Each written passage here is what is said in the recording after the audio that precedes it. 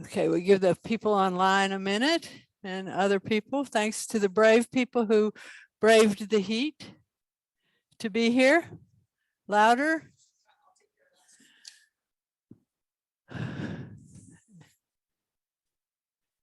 And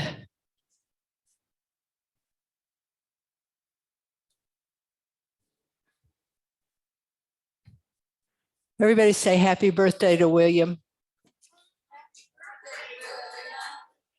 Thanks for your help. Yes. Yes. So we have 18 people online. Now it's too loud. We keep testing. Now we're good. So before I even start, I have to say thanks to Shelley Desmond for her tireless work on tech and logistics for this. This has been an experiment, and she has worked really hard to make it happen. And also thanks to Ann Nikolai and Satsi Vaith. Ann is head of OLLI and Satsi's president of the league. And this is an experimental partnership, and they said it was okay to try this. So I really appreciate that too. So we're all set.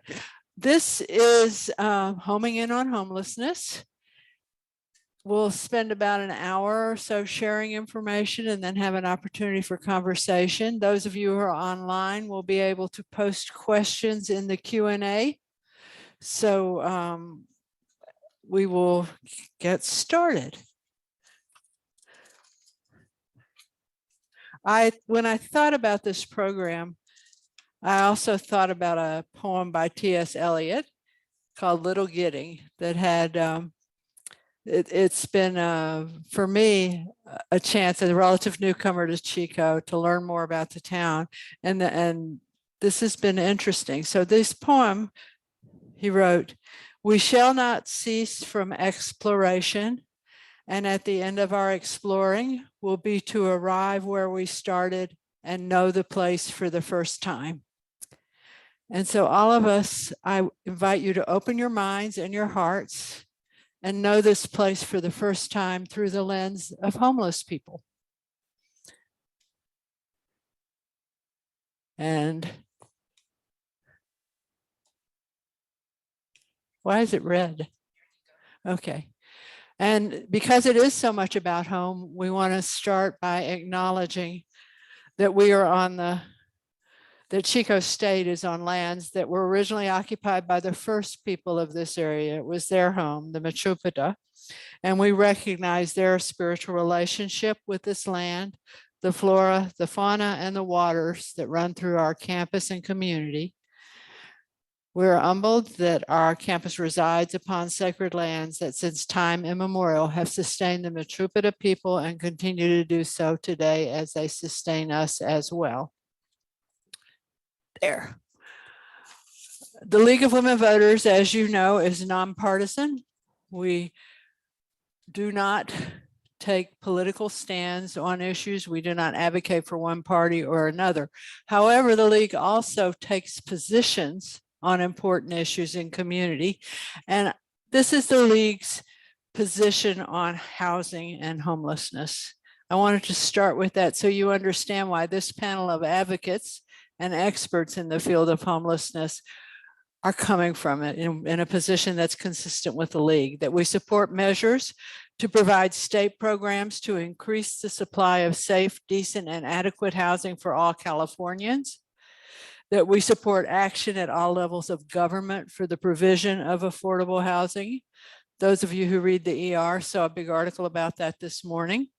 And the League of Women Voters supports actions to reduce and eliminate homelessness, both sheltered and unsheltered, throughout the state. So I thought we would start by each of us introducing, or each of the panel members introducing themselves and talk about a minute about their connection to housing and homelessness and to this position. So panel,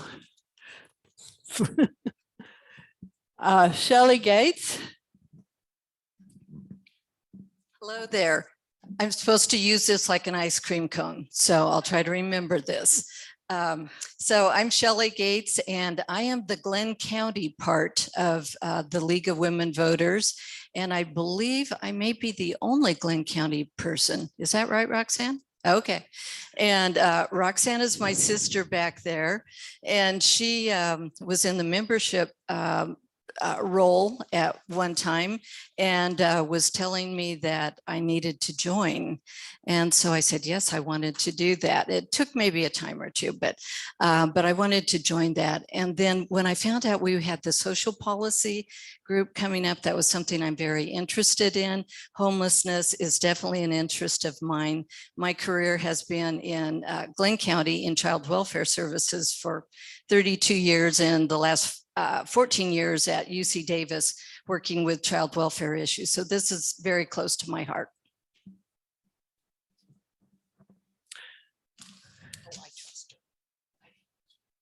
Becky Cox-White. Hi. Hi. Yeah, working. Ice cream cone. Okay. I actually have had two careers. My first one was a critical care nurse. And after 20 years, I realized my back wasn't going to last much longer. And that was about the time the Karen Ann Quinlan case was being much discussed in the press, which I imagine you've all heard of. And I thought, well, shoot, I can do that. So I went back and got a doctorate in moral philosophy. As an aside, I have now been in two professions that everybody else is an expert in. Everybody has a grandmother who is a better nurse than I am. And everybody I know knows more about moral theory than I do, although I studied it for a decade before they let me teach it. Anyway, so I've been really interested in healthcare issues, and Norma Wilcox, I'm on the board of director for Butte County Healthcare Coalition. And Norma asked me if I'd be the liaison to the League of Women Voters. And I said, well, sure. We decided to talk about homelessness, as you'll hear more about later. Health issues are a problem in many ways, but particularly for people who have virtually no reasonable access to the healthcare system. So it was a nice merger with something I actually do know something about, and that's why I'm here. Mary Kay Benson. Hi, so I got started really through the climate change movement. I managed Chico 350, which was expanding into 350 Butte County right at 2018. I started managing that about almost a year before the Camp Fire hit. And a lot of our members, about a third of our members, lived in Paradise and got burnt out, and they no longer live in our area. They've scattered all across the country. And a lot of my friends who got burnt out started calling themselves climate refugees. And I thought that was so apropos, because we had been studying that more in theory and, abstract. And now here it was in our faces, at our doors. And most of the 350 members went right into disaster relief. And then I reconnected with Charles, who I'd done a lot of environmental stuff with. And and then I got sucked in to the homeless siblings disaster relief through my heart. And now I found out that all these other arenas are the intersectional crossings that we've been hearing about. It doesn't matter which door you come in, we're all having to solve this big amorphous blob of problems, and I'm very solutions oriented. And so I hooked up with Charles and North State Shelter Team, and I'll let him talk about that. Charles Withune. Thank you for coming. I'm Charles Withune. I got into this because I am shocked. Shocked because I worked in Chico for 50 years. All through the 70s, the 80s, the 90s, the early 2000s. I had a lot of friends. My business was contacting with other businessmen on the order of 500 that I have on my list. Through all that period of time, if you got Social Security, you could get an apartment. Not now. Deanna, Sharon, Becky, most of the people on the wall, their photos are friends of mine I've got to know, built a trust, got agreement with them to let me take their photograph and get a few sentences about their story. And most of those folks collect Social Security and they cannot get an apartment in Chico. And that is not just. This is a social justice issue. If we're going to have liberty and justice for all, we are going to have at least safe sanitary shelter. Is cheaper, it's more logical, it's less expensive, it's based on spiritual wisdom. There's so many assets in the discussion that this side has. This is a conversation we can win. We are losing it now. We need your help. I got into this through Chico Housing Action Team, had an idea for tiny homes, and I joined that group in 2017, and I've just been working as hard as I could ever since for more shelter for more people. Thank you. Thank you. Oh, Mary Kay wants me to mention that North State Shelter Team designed, built and deployed the first shower trailer dedicated to Chico's homeless. And we've now delivered over 300 showers to people living without a bathroom. Showers, toilet service, free underwear, soap, clothes every Friday at Windchime Park. Thank you. Thanks. So that's our panel. I have to say, I got involved in this in Atlanta, Georgia in 1974 when I was participating. I volunteered to work with what was then called the Council on Battered Women. And in Georgia, then it was legal to beat your wife with a stick that was no bigger than your thumb. That's, as Becky reminded me, is the source of the rule of thumb. We didn't think of people as homeless then. We didn't think of we thought as women needing shelter, but the concept of homelessness wasn't there. Over time, it has become very clear, and you'll hear today that people who are subject to domestic violence are a significant number of homeless people. For me, since 1974, it's been interesting to watch how the issue has evolved, and moving to a smaller community like Chico, how similar it is to a place like Atlanta, which has now 5 million people. And so I think of it as what the sociologists call a wicked problem that has many possible causes, many possible solutions. What we're going to share with you today is, I don't want to call it what the problem looks like, but that's what we're going to talk about. We're going to talk about what homelessness looks like. I got so many things in my hands, I don't know what homelessness looks like here in Chico. What does it look like? Next session in the fall will be, so what? What's happening in response to that? And if you read the paper every day, there's a new dynamic. There's new studies, there's new this, there's new that. So what has to do with the nonprofits, it has to do with the government, it has to do with whoever's responding, it has to do with the personal responsibility on the part of people who can't find a place to live that they can afford. You know, what is it that they can do? How do they keep their lives going? So we'll be looking at that in the second session.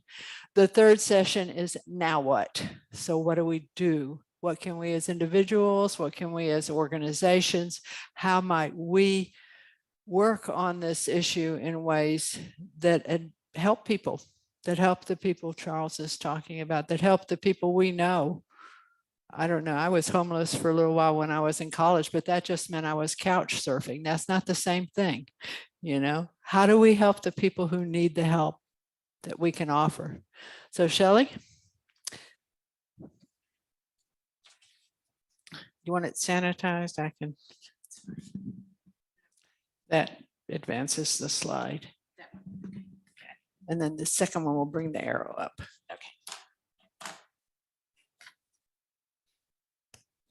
Okay, the path from crisis to care. You can see it's not a straight path. There's some detours that happen. A family becomes homeless, a person becomes homeless, and they might be in some improvised shelters. You've seen those improvised shelters around town. If you go to the Bay Area, you go down the freeways, you see the improvised shelters along the freeways. So there can be all types of different shelters. So then they may end up being sheltered. They may go back to improvised shelter. They may end up in supportive housing and permanent housing eventually, but they can go back to those things. We see that happen quite a bit. It's not a straight path. And some of those pictures up there, I was looking at them. And one of the ladies I had the opportunity to meet with, Charles one time, a few months ago. It was one of the coldest days in January. Remember that, Charles? Right after New Year's. And this woman ventured out of her improvised shelter. An older woman, and I'm not sure exactly what age she might be, but she was taking care of herself. Nobody else was living with her. She had tarps lined up, things that were trying to keep the wind out of her shelter. And it was probably a high of 38 degrees that day. And we had some things that we were handing out. We had picked up some things, extra tarps, blankets and different things. And she was so very grateful and appreciative. There was another one, I don't think her picture is up there, but it was on I believe it was on the same day. And she was a mother who had lost a couple of her children in a car accident, including her mother. And they all died in the car accident. She had little memorials in front of her shelter, her improvised shelter there. And this was just after Christmas. So all of these people, their faces, but they all have their stories. So this is the woman here that I was talking about that ventured out in the cold. And I believe she had a dog also. And she was caring for the dog, but the dog slept on her feet, she told me, because the dog kept her warm. I had never thought about that, but that dog was a heater for her. And so that was part of her story. So would you all agree we do have a housing crisis here? We do, absolutely, yeah. So this is the housing need in California. And you can take a look at the figures there of the very low income group, low income, moderate income, and the above moderate income. So what happens is the state of California, every 8 years, they come up with some target numbers for the housing needs for the state of California. And it's kind of based on income levels, what we know about income levels for our families in California. So it's our local governments here, Butte County, that then has to figure out how to plan for the housing for the people in the county. And we call this Regional Housing Needs Assessment, RHNA. So I don't know if anybody's heard about that, but California now must currently plan for more than 2.5 million homes over the next 8-year cycle. And no less than 1 million of those homes will have to be for just the low income, not the very low income, but low income. And that doesn't address moderate income. It doesn't address the higher incomes. So you can see how we have doubled the situation with the need for housing. And especially after the fires, it's hard to find a house here in Chico. We've been looking to move over from Orland because my sister lives here and my daughter and her family, the 2 grandkids, who we are kind of inseparable with. And but we, after the fire, we just had started looking before the Paradise Fire, prices went up astronomically. So we saw that happen. And now what we're seeing happen with people that are rebuilding their homes, people that are low income, moderate income, we're finding that they're being gouged by contractors. Some of them have been gouged hundreds of thousands of dollars. And I just heard that from an attorney this week.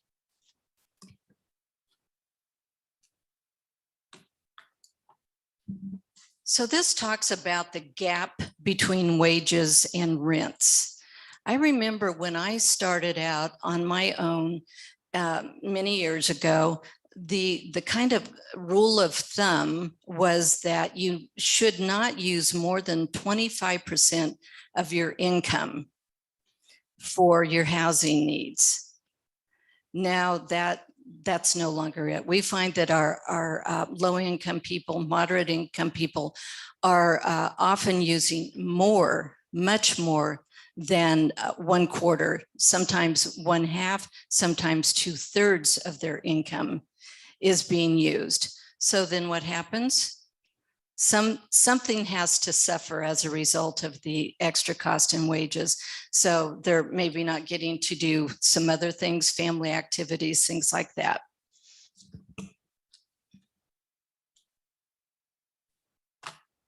Oops, let me see. Okay, so here in Chico, we have about 81% of our very low income households in the county, Butte County, pay more than half of their income on housing costs right now. More than half. And that's 81% of our very low income. Pretty astronomical when you think about that. And I won't go over all of these columns. You can take a look at those. And we are going to make this available online, I believe. So the PowerPoint, yes. So the family crisis in California. I hear people talk about the homeless crisis. So it's a housing crisis. That is what has created the homeless crisis. So we have a housing crisis. And these are the figures that we came up with for, and the sources listed down there, U.S. Interagency Council on Homelessness. And that was a 2020 data source. But homeless veterans in the state of California, 11,000 approximately. Chronically homeless persons, 51,000. Homeless young adults, 12,000. And this was one of the areas of interest I had because working in child welfare all these years, we saw our youth who are exiting out of foster care into homelessness. We do have an extension up to age 21 with some additional federal and state funding where they can get some transitional care with certain circumstances. They have to have agree to be working at least a certain amount of hours or be in school. But a lot of those kids were ending up on the street. So then homeless students, you can see the figure there, and that description, probably somebody else will be talking more about that, but you can see the number there, 271,000 for the state of California. Pretty mind-boggling. So, okay. I think I'm handing this off to Charles. Let me use a wipe on that. There's one right in front of you there. Being very mindful of the COVID situation. Thank you.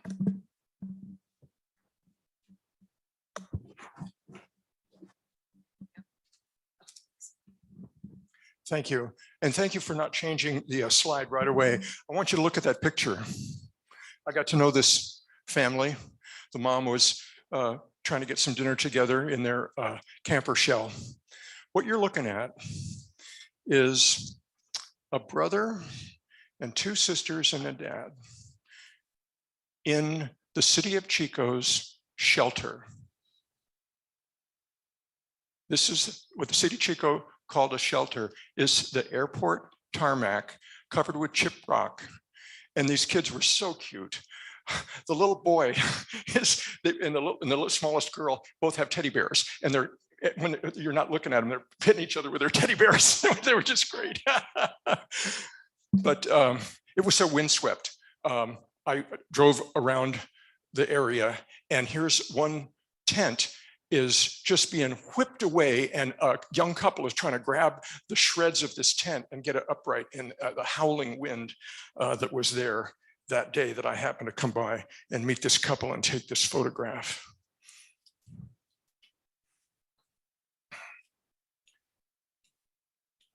Yeah, here we go. Okay, HUD, point in time count. HUD, of course, is Housing and Urban Development. Point in time count we call the PIT survey. It's a live on the street, one-day survey conducted by volunteers, usually every 2 years. It's coordinated and presented by the Butte County Continuum of Care. And you can see what Ed Mayer, the vice chair, thinks about it. We know that these numbers are very conservative. We know that the numbers are going to be more, no matter what. He's saying that the numbers of the PIT are regularly an undercount. The draft report that we have had a chance to study talks about over 1,000 people experiencing homelessness in Butte County. Of them, 244 reside in emergency shelter, 174 in transitional housing, 588 souls sleeping outside unsheltered. That's the number that the city uses. The city admits 588 homeless people in Chico. You can break it down into subpopulations. 324 people were reported chronically homeless. That's a very narrow, special definition by HUD. You've got to have a injury. It's got to be a continuous homelessness or 4 homelessness periods in 3 years. 68 of those people were in emergency shelter. 256 of those were sleeping unsheltered. 257 severely mentally ill, 172 experiencing substance abuse, 39 veterans in Chico.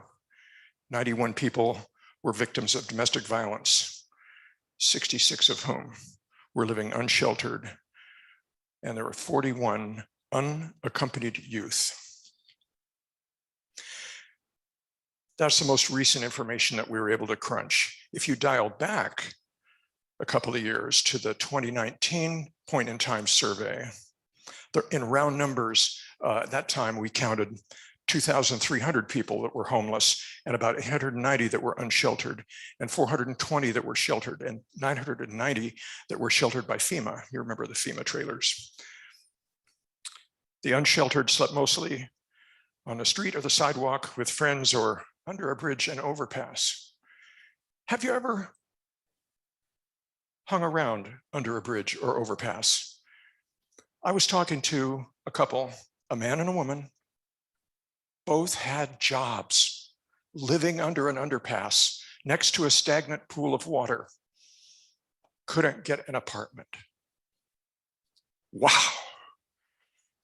Anyway, if you compare these numbers to the more current PIT survey, it's deceptive because it appears that there's been a decline in the number of homelessness, 3,000 in 2019 and 1,000 in the last go round.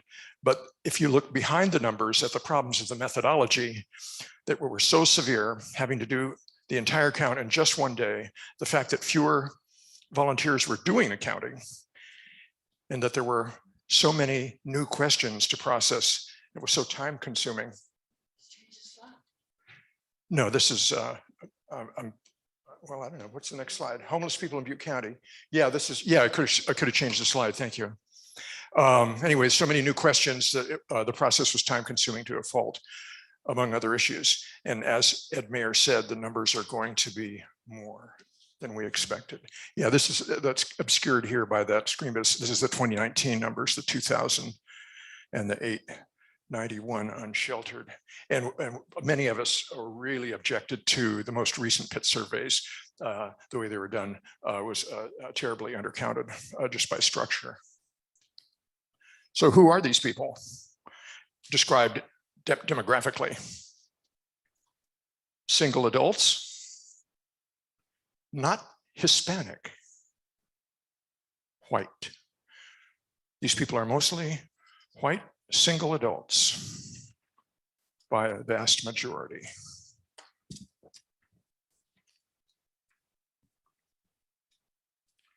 Who can afford to rent an apartment in Butte County? Well, if the average asking rent price is $1,100 a month, you've probably seen applications to rent. In many cases, you have to prove that you're earning 3 times the rent to be able to move in. So you probably need about $3,700 to rent this average apartment. That means your hourly wage better be $21.36 an hour, or you're not going to get in that apartment. I don't know a lot of jobs that pay that. I mean, there are some, I suppose, but not home health care aides, not nursing assistants. Wow.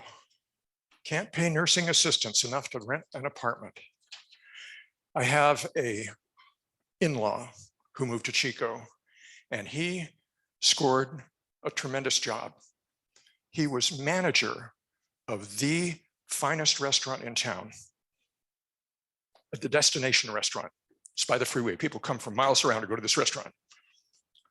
He did the whole shift, counted the money, put it in the vault every night, didn't get paid enough to rent an apartment for him and his 2 kids and his wife. Incredible. So this is how many hours you would need to work at a minimum wage job to get a house or a studio. And so it looks like it starts out, you got to work 45 hours a week just to get a studio at minimum wage. Wow. What if you've got a kid and you need a 2-bedroom place? You're working 65 hours a week? No kidding. What if you're married and you have 2 kids or 3 kids? Mom and dad are both working over 56 hours a week to get that apartment. Wow. I'm shocked.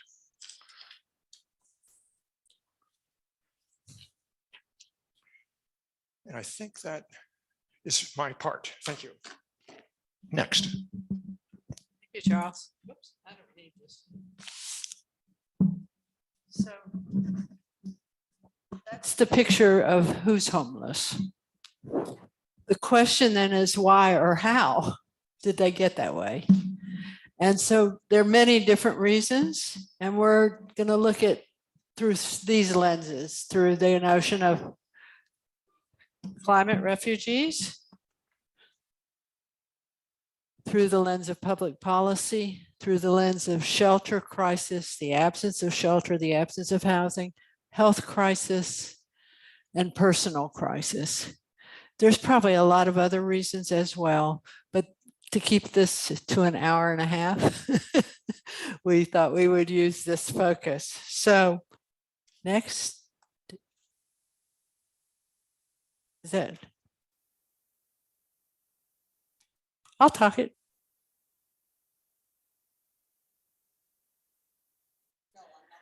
Okay.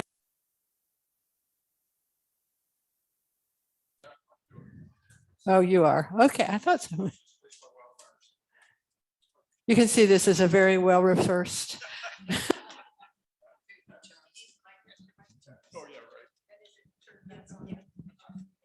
Okay, disaster by wildfires. Front page of today's Enterprise Record has amended our information. According to the District Attorney's Office, Butte County, the Camp Fire destroyed almost 14,500 structures. And then the North Complex Fire destroyed another 2,400 structures. And according to a recent CSU Chico report, that displaced over 37,000 people. I called Ed Mayer on the phone today to qualify some of his statements in the paper. And he said, Butte County needed 6,000 new housing units just to catch up with our housing deficit before the Camp Fire. So now we may be looking at a shortfall of about 22,000 housing units to be pre-campfire, even with our population's demand at that time. For every studio, one-bedroom apartment, there are 10 families that want it. So what's coming up? Butte and Glenn counties are set to complete 2,825 affordable homes by 2024. We have a housing draft plan in process of review for 2022 to 2030, currently in review for Butte County, that has a plan, a goal, aim high, 15,500 new housing units by 2030. 22,000 shortfall, and our best plans are 15,500 8 years from now. I think we're talking crisis. I could be wrong. Close up at the campfire, 200 homeless people in Chico consider themselves campfire survivors. 80% of these are living unsheltered. We're talking on the street, on the sidewalk, under an underpass. It's not pretty. The guy had the sign I really liked, said, really big letter, said, change. Keep your coins. I want real political change. Okay. Warren versus Chico. The US Constitution holds if there is not shelter for people to live, you cannot move them around and around and around to get them to move out of town. Thanks to a case brought by Legal Services in Northern California, a federal judge has ruled that the US Constitution holds that if you don't have sufficient shelters for people to live, you can't move them out of public parks. So, as the director of Square One Villages, Pastor Dan Brandt has said, quote, without shelter, so much of your mental energy is consumed with just survival that it makes life, liberty, and the pursuit of happiness impossible. The lawsuit led to a settlement where the city agreed to implement the pallet shelter program. Butte County has helped with some of the funding, and there's a 5-year period where either party can bring the case back to the judge, like a 5-year probationary period. April 11th, 21 was the first restraining order that put a pause on the enforcement of anti-camping ordinances. You don't usually get a joke from a judge. The judge said some of the things he was hearing from the people in Chico were unbelievable. He said, I think this constituency needs to be educated about what the law is. June 25th, 2021, the city set up a tent and water tanks on a chipped rock covered asphalt lot and called it a shelter for 572 people. The judge said, get a load of this. The judge said, it does not pass the straight face test. I think that's funny. If it wasn't so tragic. Calling a parking lot a shelter does not make it one. July 8th, 2021, the preliminary injunction was granted, meaning that the city's anti-camping ordinances would continue to be blocked until the agreement could be reached by both parties. August 6th, 2021, changes to the city ordinance were introduced. They tried to make them a little more constitutional.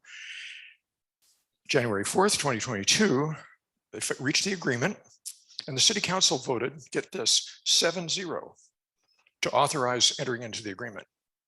And right away on talk radio, you hear city councilors complaining about the agreement. Wait, you just voted for it. In May of 2022, Chico police issued their first 7-day notices, and they've begun their sweeps again. Now this time you have a choice. You've got to go to the pallet shelter or to Cohasset and Eaton if you're ruled that that's the place for you to go. But what's really happening, talking to the homeless people that we talk to, is easy a third or more of the homeless people are just shaking their heads and moving into the neighborhoods, moving north and into alleyways and finding new places to hide. They're not ready for all the rules that the pallet shelters have.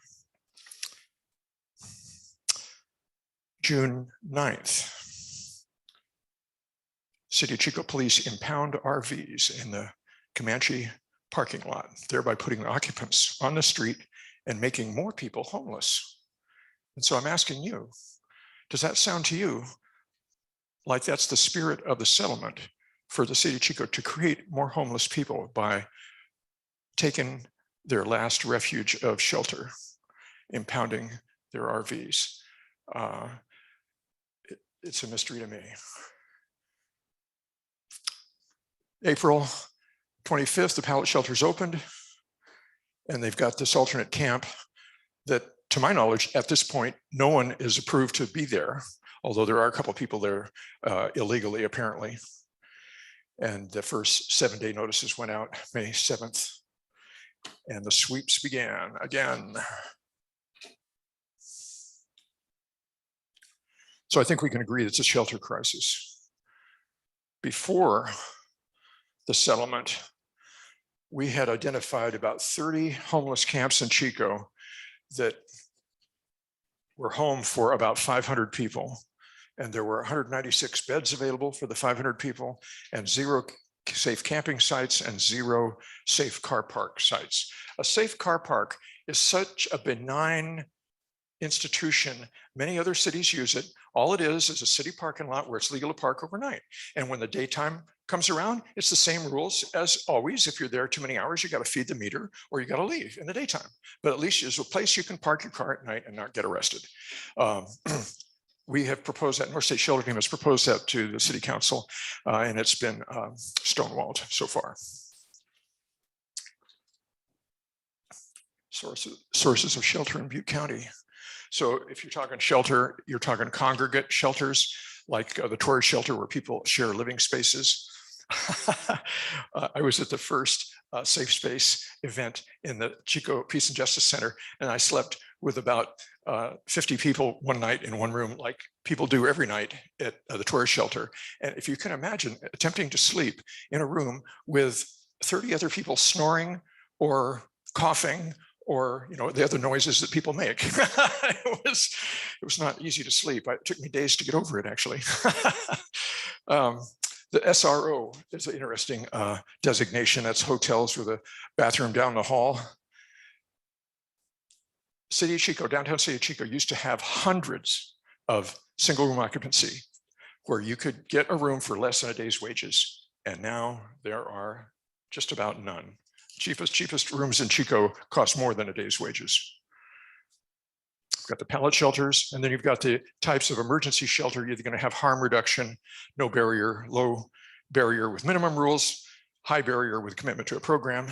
And of course, the programs that work that we've seen in Eugene and Portland, Seattle are actually a combination of the low and high barrier. They're very low barrier to get in, but then after you're there for a little while and you get oriented, there are rules that you have to follow and buy in, that you have to participate in to continue to stay there as a participant. So the total shelter capacity in Chico is 177 pallet shelter, apparently 177 at the tourist shelter and 26 at the Jesus Center. That's 257 shelters beds for about 500 homeless people. The only issue is that right now, there's only 77 spaces left at the pallet shelter. And I called the tourist shelter yesterday, and they had 54 spaces available for a total now of about 250 shelter beds available for about maybe 400 homeless people that are out in the street right now. Sounds like a crisis to me. Next. Thank you, Charles. I told you all we are passionate here around this, as well as knowledgeable. Do you want a wipe? What did I do to that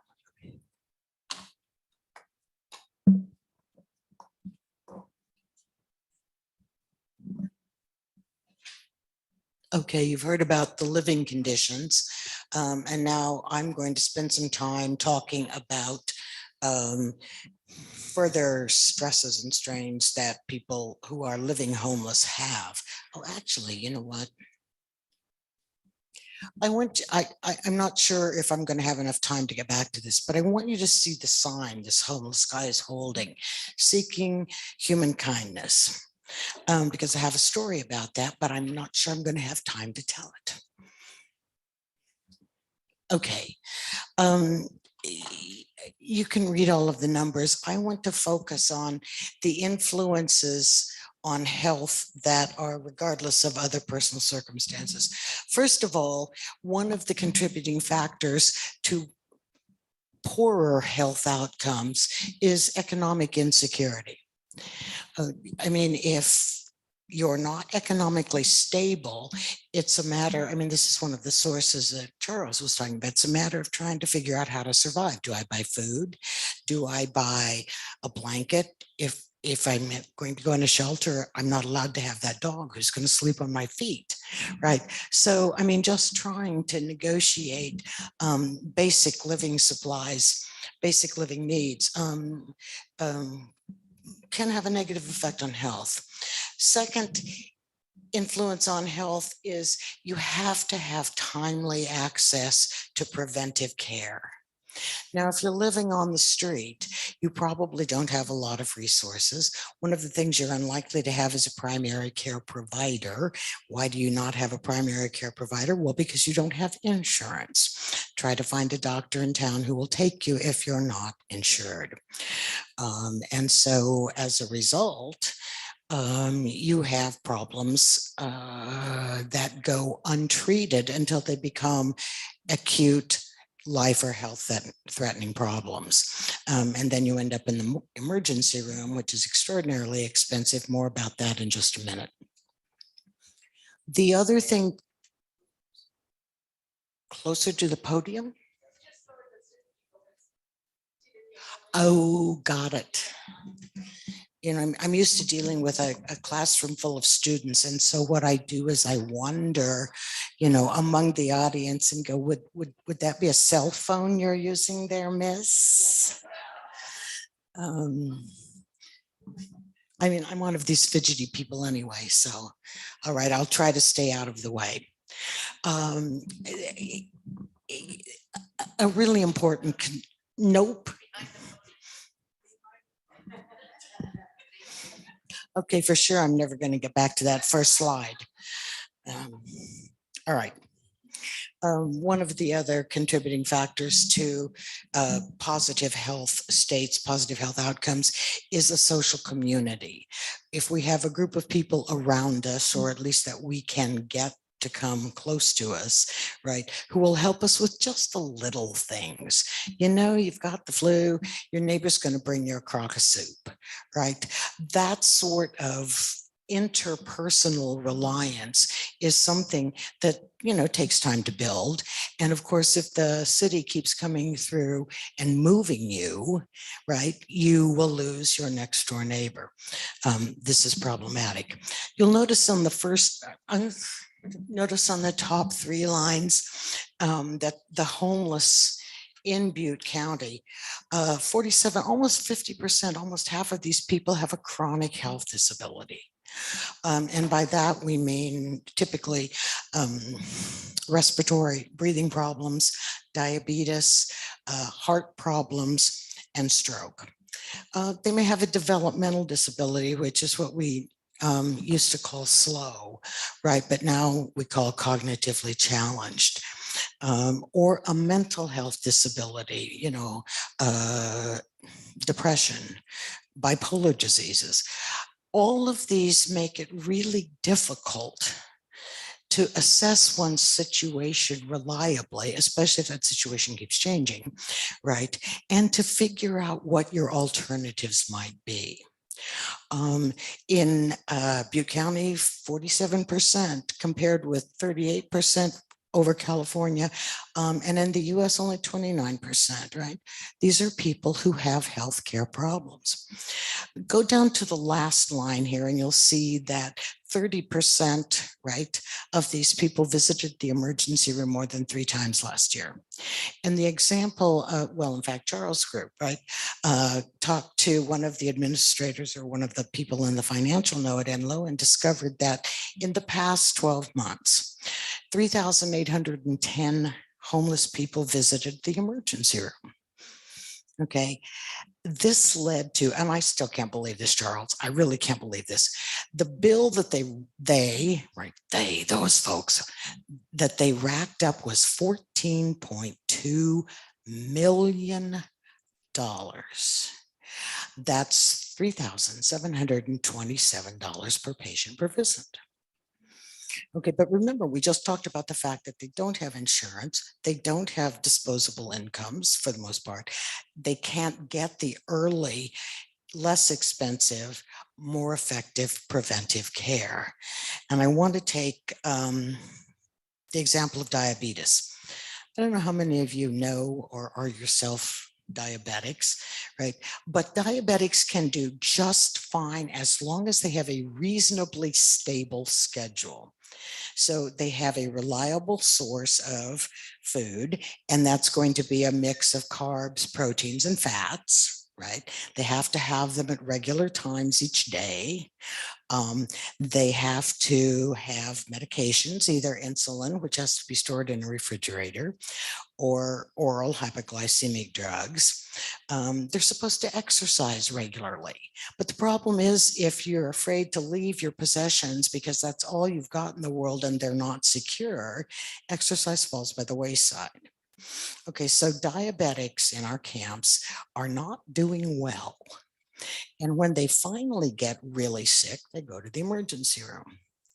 If they get really sick often enough, right, they will experience, well, the lack of medications, they'll experience what's called ketoacidosis, which is a life-threatening excessive elevation of their blood sugar.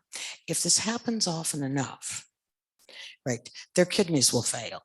And if their kidneys fail, you and I, as federal government taxpayers, will pay the approximately $100,000 per person per year to put them on dialysis. I don't know how many of you know people on dialysis, right? It's not a lot of fun. I mean, it beats dying. And a fair number of people do fairly well. Nonetheless, it's not a lifestyle any of us would choose. Moving on. Oh, wait. Moving on. This looks at the tourist shelter, I mean, which is one of the options for homeless people. And again, we've got a number of mental, physical, chronic health disorders, also substance abuse. And I want to point out on substance abuse, I mean, one of the myths is that everyone living on the streets is using some sort of drug. Well, okay, 38% of them are, but the other 62% are just like you and me. You know, we take an occasional aspirin. I want to focus from here on out on the age 55 or older, and I'm sure I'm doing this for selfish reasons, right? I don't want you guys to forget me now that I'm old. 25%, 1/4 of the homeless people are seniors. That number is expected to triple in the next 2 years. Now, why? Okay, well, first of all, most seniors are on relatively fixed incomes. I mean, we boomers had it great. You know, everything, well, okay, there was the Vietnam War and then there were all the struggles for civil rights. I mean, things weren't always perfect, but they usually came out really well in the end, right? But now you saw Charles's statistics on what it costs to live in an efficiency apartment in Chico. Daunting. You also have seen, I mean, the astronomical rise in costs of houses. I mean, my house is now worth 3 times what I paid for it if I knew where I'd go, I'd sell it because then I'd be rich. Maybe I could just, I don't know, sail around on a cruise ship for the rest of my life, right? Also, wages have not kept up. I mean, even if you're a senior who's working, you're not likely to have the same purchasing power. We've had back-to-back recessions. I'm not sure how likely seniors are to have concerns about AIDS or drug epidemics, but public services, right, although they're still present, have the same budgets they had 10 and 15 years ago. So for that amount of money, they can serve roughly a half, sometimes a third of the population because they just have not kept up. And of course, I mean, I don't know about you guys. Actually, you guys all look young. I'm old and, I'm losing my hearing. And yes, I will be able to afford hearing aids, right? But imagine that you're living on the street with only a dog to keep your feet warm and you're going deaf. I don't know, maybe that's a blessing if you're living on the street. There are many, many fiscal burdens that seniors are facing now that they weren't facing, that my generation per se isn't facing. And of course, again, to repeat Charles's information, right? If you're on an SSI payment, the maximum you will get is $1,110. The average rent in Chico is $1,121. So if you can get an extra $11 by begging on the street, you can afford the rent. But of course, you still won't have anything to eat. It's a real bummer. Okay, I think I'm going to stop there and turn this over to Mary Kay. I mean, I have chosen to focus on seniors and elderly, or seniors and especially seniors with chronic health care. But this is certainly, I mean, that was 25% of the population. There's another 75%. And Mary Kay is going to tell you all about that. Oh, I want to tell you, remember the guy that said, asking for human kindness. Several years ago, I actually had a dog. I now have 5 failed foster cats. That's another story. But my friend and I used to walk my dog on campus every Saturday morning before the students got up. It was great. And then we went to Pete's for coffee. One morning we pulled up at Pete's and there's an elderly man in a doorway and he's got no gloves. He's got no socks or shoes. His hands and feet are blue. And he says, hello, good morning. And my friend pulls off her brand new Christmas gift, red cashmere gloves, and says, please take these. And he started to cry. And then I started to cry. And she started to cry. And what's the point? The point is, in Chico, it's really hard to get the powers to be to do something meaningful to meet the needs of these people who at least much of the time are homeless through no fault of their own. But each of us and every one of us can do just a little bit of something when the opportunity presents. And so I like the idea of searching for human kindness. And I just hope we can get that into the public awareness that, and of course, if that fails, we can talk about the money. It's a lot cheaper to take care of the homeless by housing them than taking care of them in the emergency room. Okay. Push on the right to advance. There she is. I'm going to be quite quick. Just the facts, ma'am.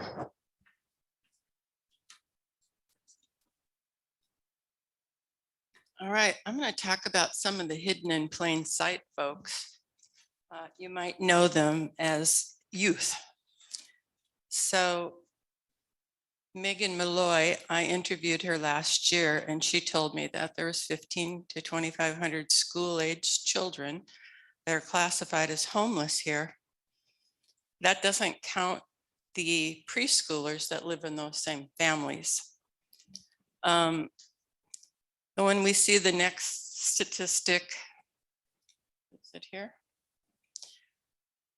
That about 5% of Chico State students have experienced some kind of homelessness in the past year. But when you do the numbers of that 5%. It's like 700 people. 700 students were homeless in the last year at Chico State.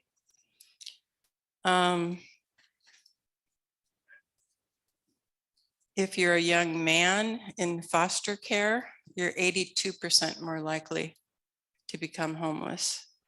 The former foster students are the ones that take the biggest hit. They're 4 times as likely to become homeless as kids with families.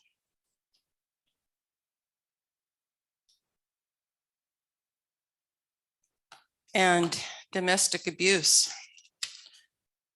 Holy moly, you will meet so many people, men and women, out on the streets that have become homeless through domestic violence. And this one blows my mind.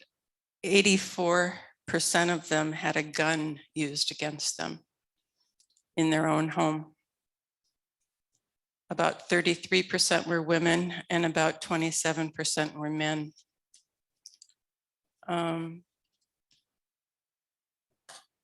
Veterans, you know, there's so many programs for veterans, and still we have, you know, about 100 of them out there. As Charles says, just a crying shame.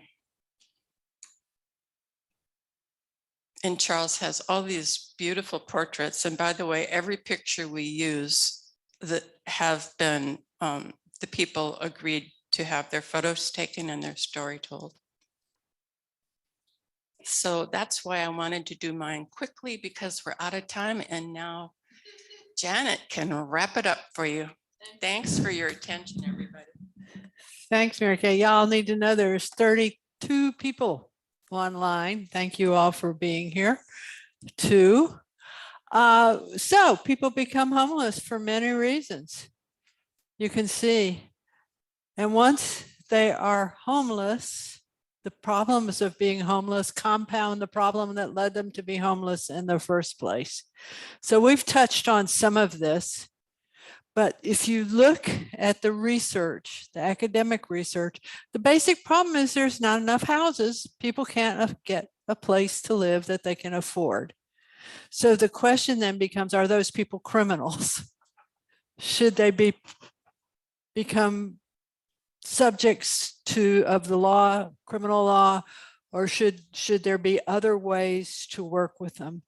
I love to think we have some controversy about the new point in time study, that it seems to be an undercount. I thought, well, in the best of all possible worlds, it might be a real count and there are that many fewer homeless people, but that's not really what's happening here. And so we wanted to highlight what is happening, what the facts are, and then start talking about in the next session what we can do about it. You don't have to be homeless to be affected by homelessness. I think every person who's tied into this conversation has been affected by homelessness, whether it's through process of compassion and empathy and seeing people who are homeless that you would wish you could help, whether it's through fear or concerns about public safety. That's another reason why you would be concerned. There are many reasons to be touched by homelessness. And so what we hope is that there, in addition to being touched by it, we can look at solutions, we can find more information and try to be more well informed about what needs to be done. We also have to recognize that it is a highly dynamic situation, that people who are homeless probably don't choose to be homeless, and that they are looking for ways for help out. And at the same time, the community has a chance to meet them. At the same time, it's just a wicked problem, a wicked problem. Get behind the podium. A wicked problem. So with that in mind, that concludes the content we had prepared for today. We would welcome questions from you all in the room or from online. And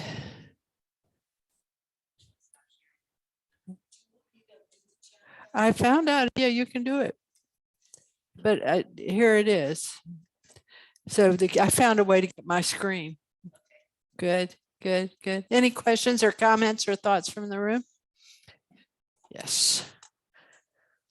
We do the microphone so people online can hear you. Okay. What's so frustrating to me is that you're talking to the choir. The people on Zoom and the people in this room get it. We all know there's a problem. How do you reach the people who go to Starbucks 3 times a week? How do you reach the people who don't care? I mean, that's the big frustrating problem. I believe Charles has an answer. Terribly frustrating. Podium. Terribly frustrating. But to get to your point, we only need to look at a Okay, Chico this State is- class that I took, Advertising 101. If you want to reach somebody with an idea, lead with a benefit. How will your proposal benefit the person you're talking to? And I suggest that plans, proposals for safe car park, for campground, for tiny home villages, for complete shelter for all, save a community money. It's going to save you money. I have Becky's got it. data on the back there. You can pick up a brochure that will tell you how it's going to make your community safer. I'm telling you, if somebody has a bed to sleep in at night, they are less likely to be rifling your car. Sacramento put in a big shelter in the railroad district. Crime went down 50%. And there are other reasons, but that's to answer your question. That's how we talk to people, and it's so challenging. If I may, one more little story. Our current city council, most of the current city councilors were there, and then they're dividing up COVID windfall money. $20 million came into the city, and many other cities used a chunk of that COVID windfall money for homeless shelters and campgrounds and safe car parks. Our town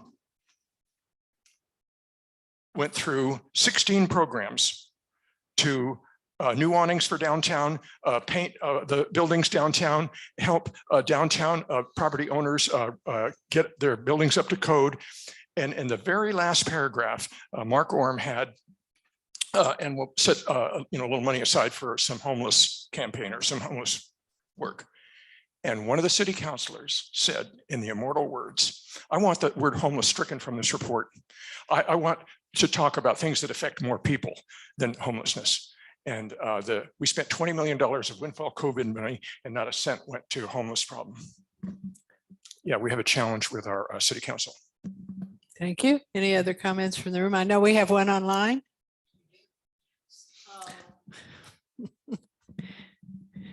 So maybe, right, Charles can help us with this. Has Dawn online wants to know if anyone has asked Starbucks to assist in resolving the homelessness. Starbucks. Well, come on, they're charging us $6.50 for a cup of coffee. There must be some profit in there somewhere. Has anyone asked Starbucks? Can you use their bathroom? Oh, ooh, even Where'd you get better. that? Can you use their bathrooms? Did you- Actually, I was in Bidwell Park. Oh, it's been a few years ago.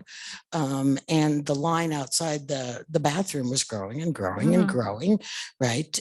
But it was locked and there was water or something running under the door. So we finally, those of us who really needed to use the bathroom, especially looking at that water,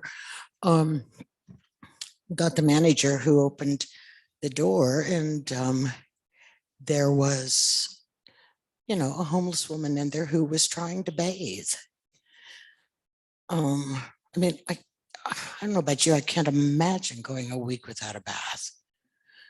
Okay, now we also have from Marcia. She says, excellent presentation. You might cover the fear that many people have about the homeless being criminals. I try to respond to people from whom I hear that there are probably more criminals to be afraid of who actually live in houses than the unhoused. Yeah, but The data is that if you have a house and a place to sleep at night, you're 70% less likely to get involved with law enforcement. And our crime rates in Chico have dropped significantly. Crime is not the problem that we're sold a bill of goods on. I think, Marcia, that's a really excellent question. I happen to live in a really tiny subdivision, but it happens to be about a half a block from a large open field. And that was suggested as an alternative to the airport. Now, most of my neighbors, I know all of my neighbors, they're delightful people. They're kind, they're generous, they're well-educated, right? We all get along just fine. But a number of them said, well, but if they're just a half a block away, will we be safe? So I think this idea that the homeless are somehow universally threatening is something that does have to be addressed. You have a comment too from there? Yeah, and safe space, the Chico State did a study for a safe space, which is a winter shelter. And the people in the shelter move every 2 weeks, but they did a study of each neighborhood and there was no increase in crime in any of the neighborhoods where safe space had their winter shelters at churches.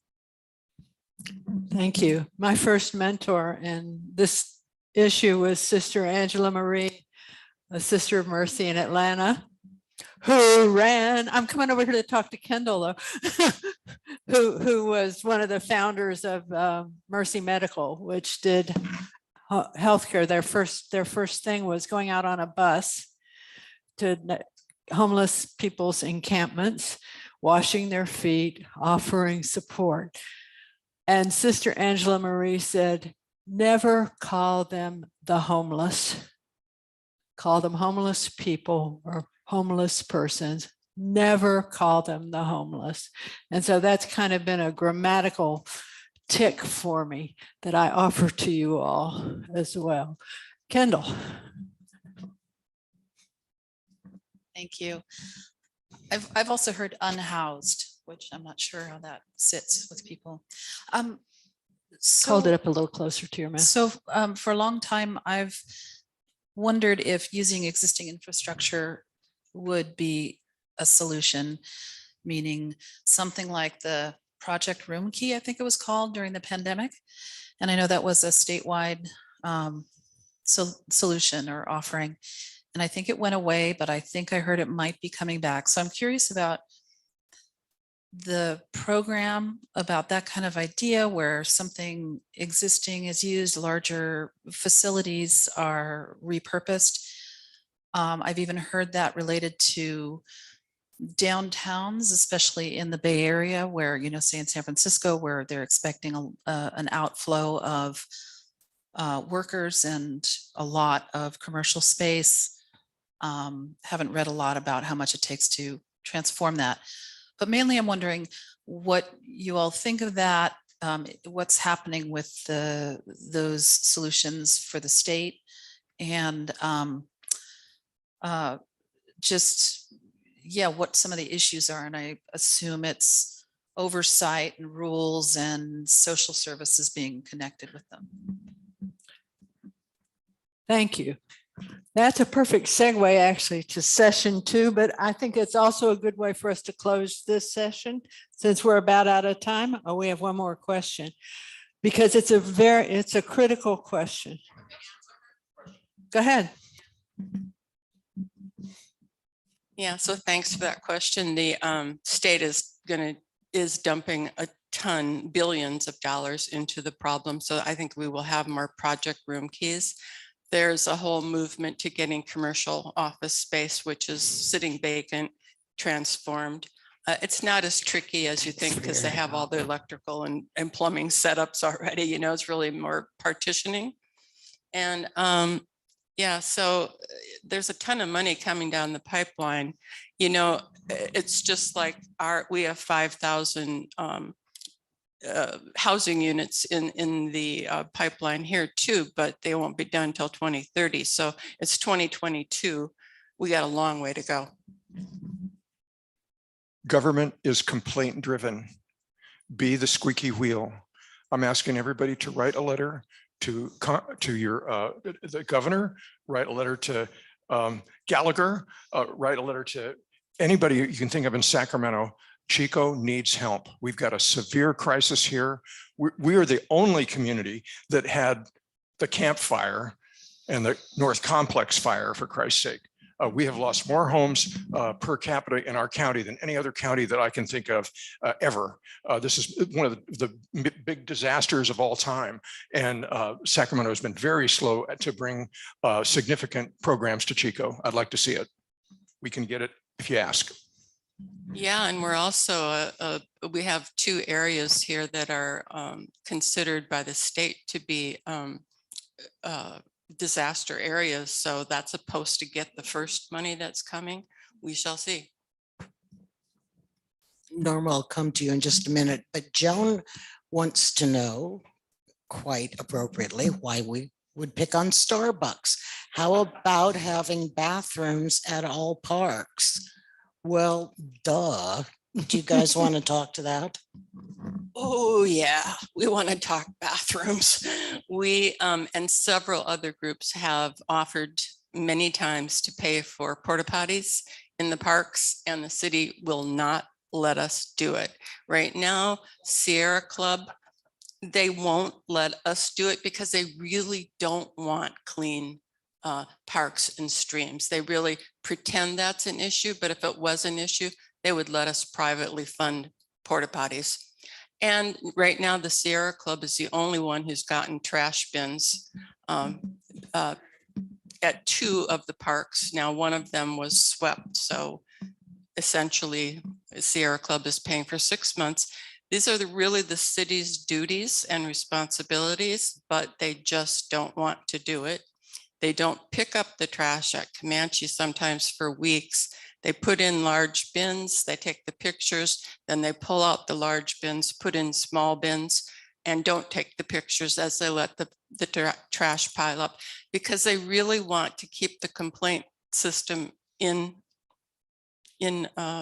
as the driving factor. Like Charles said, it's complaint driven. Well, they get all kinds of complaints about the parks and the trash. And that's wise, because they won't let us help them solve the problem. Did you have something to add to that, Charles, or not? Did you have something to add to what Mary? I could just underline what Mary Kay said. North State Shelter Team has gone to the Department of Public Works. North State Shelter Team has gone to the Department of Public Works and offered to pay for porta potties and dumpsters, and been told flat no. Quote, the city of Chico does not want to provide more facilities for the homeless, unquote. Thank you. Yeah, right now, in the state of California, the budget has just been passed by the legislators, but there's still a lot of negotiation that needs to be taking place for the governor to sign, because there's a lot of disparities in their priorities. And there are a couple of things that have to do with homelessness in the budget. And one is the amount of money provided for renovations, particularly of places that have been used for business to be residential. Another one that's controversial is money set aside for about 8,000 people who could be first home buyers. So there is a lot of money that's being negotiated right now in regards to homelessness. So it really is important to make phone calls to the governor and also to our representatives. Thank you.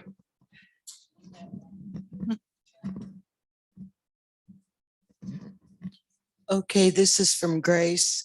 And Grace, I'm looking at your first thing and it doesn't make any sense to me. It's why do a massive campaign to expand chat? And there's a question mark behind that. So I'm going to give this to Charles, who knows everything about chat. And you can tell us more. I'm not sure I understand the question. She wants to know about the massive expansion of chat. Is that what she says? Do you read this? It says why, period, of do a massive period campaign to expand chat. So I'm thinking maybe it's asking, could we expand chat and maybe get a campaign going in that direction? Oh, okay. So she's asking if that's an appropriate thing to Yeah, do. well, we could. And the answer is yes. You know, chat is one of the great success stories of our community. They've gotten a lot of very low-income people and no-income people into some housing. We have the executive director of chat here. I'll bet you could say a few words. Okay. Hey. I'm not exactly sure what the question means, but we are actively looking at so many different ways and things that were talked about here to expand options in our shared housing and other opportunities. We also have been working with all of the agencies that you talked about, as far as we've connected with Catalyst and 6th Street Youth, all of the populations that desperately need housing in our community. So I'm grateful that this presentation is happening. I hope the awareness moves past the people in this room and the people that have joined that are already interested in this to the wider community and society, because people need to live. And we are housing students with Chico State. We're working with Butte College. We're doing everything we can to provide as many spaces as possible, because when people can sleep and lock their door, all the other things come together. So I'm not sure that that was the question, but that's my answer. That's a good answer. This is Nicole Drummond, who's executive director of chat. And also a member of the Social Policy Committee, one of the newest members of the Social Policy Committee of the League. I don't have myself turned on. I don't, I'm turned off. Oh, well. Say that again. The planning commission is meeting tomorrow to review what you mentioned. Yeah. The Housing Element Committee is meeting tomorrow. Good. We are out of time. We are out of time. I don't know if anybody wants to have a last word on the panel. I just want to make sure everybody gets some cookies back there and some water. So help yourself. And I want to thank my colleagues here for all their Butte County expertise and information. I learn things from them every time I get the opportunity to be with them. So thank you. Mary Kay? And just that there's a lot of handouts at the tables back there. So too, there's help literature yourself. back there. There's food back there. Thank you all for coming. Thanks to this panel for putting together. I looked at how this evolved. It was amazing. So thanks to them. Thanks to Shelley for keeping us on task and on target and logistically sane. And thanks to everyone online, and thanks to all of you. We're done.